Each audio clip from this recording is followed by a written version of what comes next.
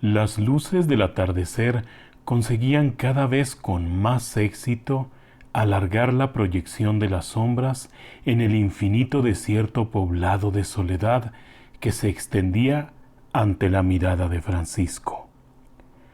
Hacía una hora parecía la mejor idea salir a las 5 de la tarde para recorrer aquella larga y desesperantemente lineal carretera para llegar a las 10 de la noche a casa de sus excompañeros de la escuela, pero en ese momento comprendió que era muy distinto las 6 de la tarde en otoño que en verano, porque esa hora significa, a finales de noviembre, una bienvenida inquietante al crepúsculo que parecía devorar cada una de las señales de la carretera junto con la paz de sus sentidos.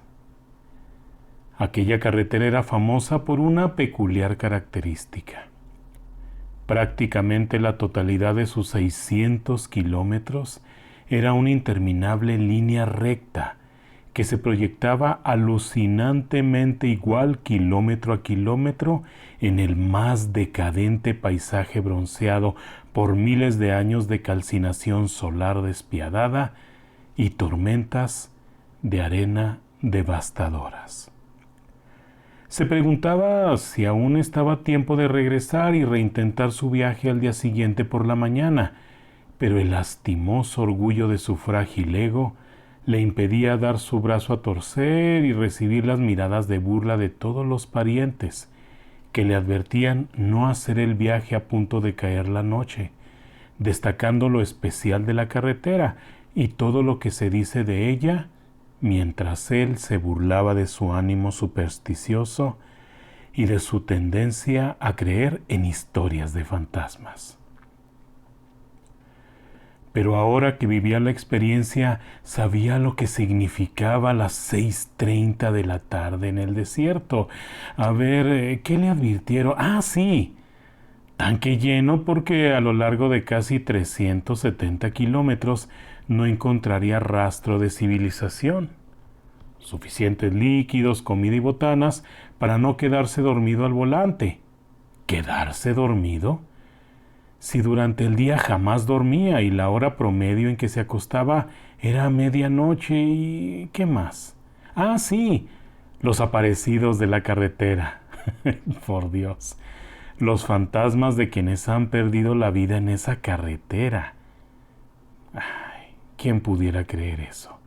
Como si alguien pudiera tener un accidente en una carretera donde se podía anticipar lo que iba o venía hasta donde la vista se perdía y todo era aburridamente predecible, muchos kilómetros de asfalto y líneas.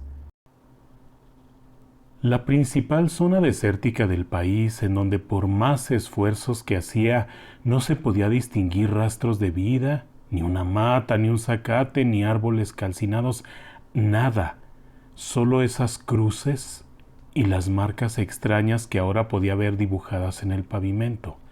Esas marcas de las que le advirtieron que sería el primer indicio de peligro, de aquellos que han dejado el dibujo de sus neumáticos al salir de la carretera por las más diversas razones, de las cuales el sueño era la más fácil de creer según su mente, apegada siempre a encontrar la lógica en cada situación que carecía de una explicación razonable, pero que en ese momento casi a las 7 de la tarde se presentaban ante él como símbolos relacionados con algún miedo antiguo en su vida, con algo que creía olvidado. ¡Ah, caray! ¿Qué es esto?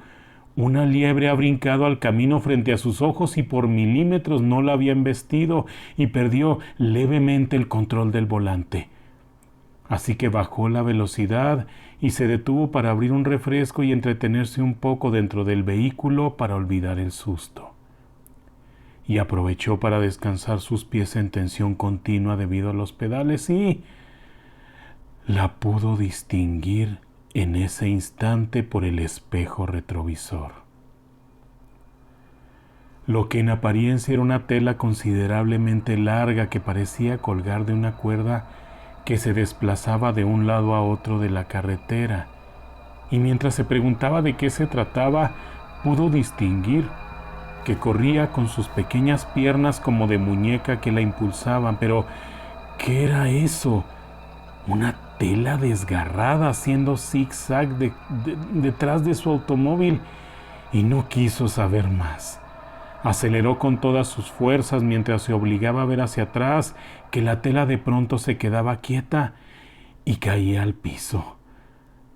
Los nervios de Francisco ahora estaban alterados e intentó encender la radio, pero solo se encontró con estática debido a la falta de cobertura de estaciones, y sincronizó la AM, que en aquellos años aún existía, y solo encontró estaciones que transmitían en un idioma distinto al suyo. Y entonces comprendió la profunda soledad en que se encontraba.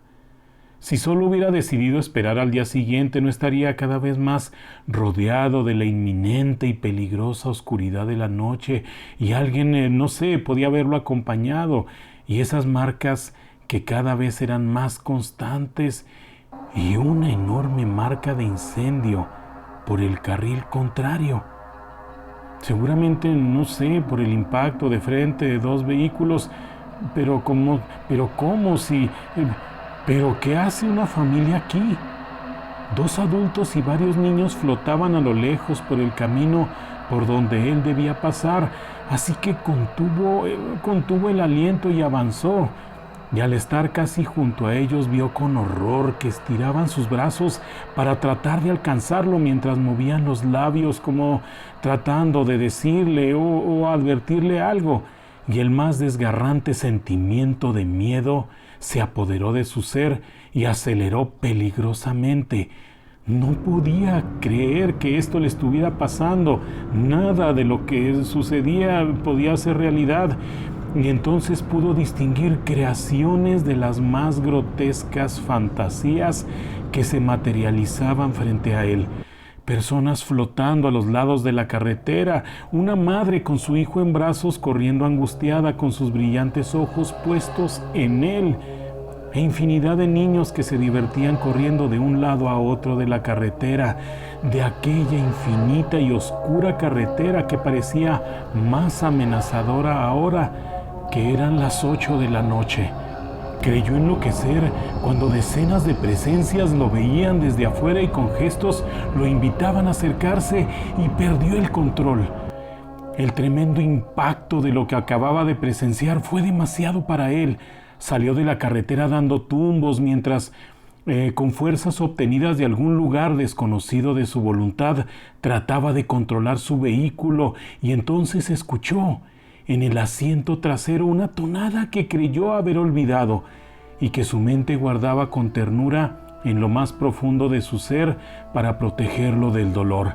Aquella tonada que cantaba su tío para confortarlo durante la noche, aquel tío que había muerto hacía 15 años en un accidente carretero y que ahora lo observaba con tristeza a través del espejo.